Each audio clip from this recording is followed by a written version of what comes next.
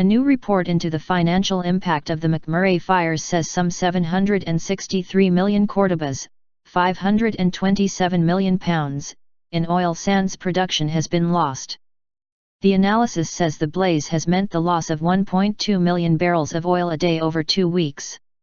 The sum is equivalent to 0.33% of the province of Alberta's projected GDP this year, as well as representing 0.06% of the country's projected GDP. These are big numbers, Kevin Birn, an analyst at IHS Energy, told the BBC. The industry was already feeling the impact of a very low price environment in the first quarter of the year, with prices lower than in the rest of the world. The analysis, by economic research organisation the Conference Board of Canada, projects that national economic impacts will be minimal. He said the oil sands firms affected were among the biggest energy companies in the world, and that they would be pushing to get facilities up and running as soon as possible. Some facilities had already started ramping up ready to restart production, but have had to stand down again and evacuate workers.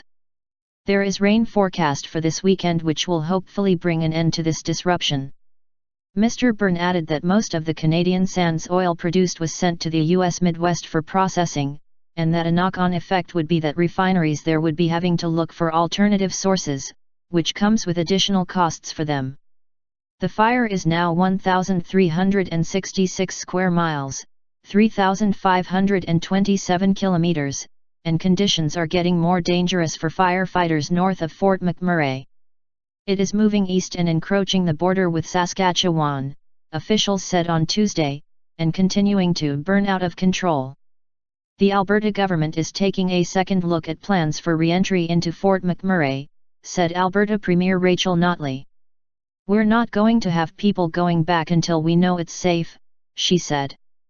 She said it is unclear when oil production can resume. Gas service has returned to 60% of the city and electricity is restored in undamaged areas, she said.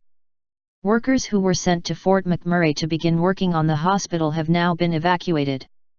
Alberta Highway 63 is likely to be threatened and could be closed for a period of time, she said. Canadian Finance Minister Bill Morneau told CBC News that the cost of the disaster was still being evaluated. "We're obviously going to stand shoulder to shoulder with the people in Fort McMurray and rebuild the city," he said.